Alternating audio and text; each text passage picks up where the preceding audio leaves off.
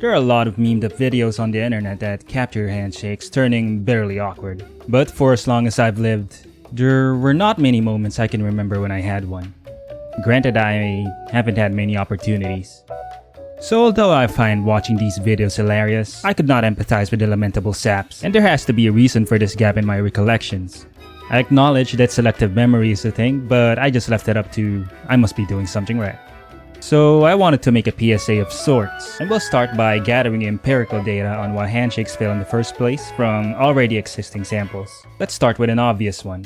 To execute a handshake, there first must be an understanding and/or agreement between two parties of a gesture, because if not, one may be left hanging. Now, if you're naive or actually like the person for complex reasons, you write this off as the other party simply not noticing. But in reality, the interviewer is just slow as a slot in considering social convention. But let's imagine the other person isn't completely indolent. You can perceive they understand what's coming simply if they respond in kind, but this is not always the case. As for follow here on the left approaches for the handshake, Fergus on the other hand had a more intimate exchange in mind. This handshake turned awkward solely due to Fergus's lustful thoughts briefly taking hold. Now I could be wrong, but in comparison, I don't hug strangers unless I want them to be my friend. And that dear girl.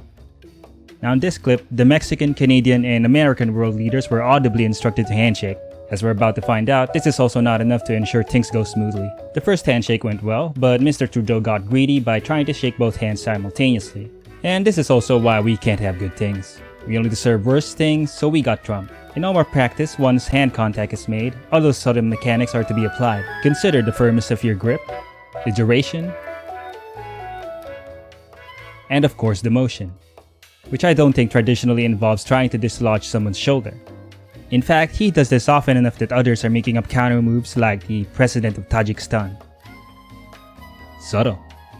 In this sample, NBA player Lou Williams, who I'm sure is a player with considerable skill and clout, is already primed to be receptive to high fives. And in the classic tale of being green with envy, fans wanted in on the action. It was not to be though, and we can only observe the instant whiplash.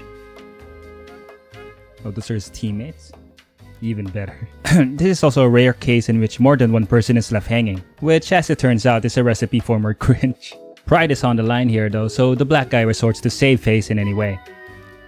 I don't think it helped. I saved for last perhaps one of the weirdest handshakes out there, and by this point it's become apparent to me that skillful liars don't necessarily make skillful handshakers. Now I was going to make this about the duration of the handshake and link it somehow to the sin of gluttony, but looking at it again, I mean they are overweight. Now that we know why handshakes fail, we can start to construct a practical guide. Unfortunately, as most of us are not like the genie, it will take two to tango, so grab a friend you're willing to lose. Now the first thing you do is check if the coast is clear of video cameras. Do note that this step is optional depending on if you're cool with turning into an internet sensation.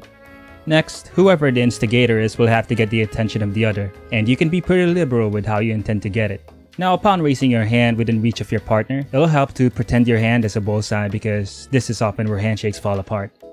Case in point, don't be like this bullseye, aka an asshole. Now as a responder, all you have to do is hit the target. Now you may assess the situation to make sure you use the correct hand, but keep in mind that we're inferior to goldfish in some regard.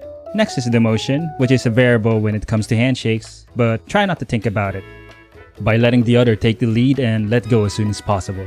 With this, you're now armed to execute the perfect handshake every time. 2 years from now. Now, regrettably, all of this won't matter much if you're left hanging, and that's just unacceptable. But however tempting it may be to do what comes naturally since your hand is already in a prime position, you're better off avoiding it altogether by going against social pressure and never shaking someone's hand ever again. Still, once in a blue moon, you will find someone you can trust with absolute certainty that things won't get awkward. In that case, all I can say is, go for it. You're safe.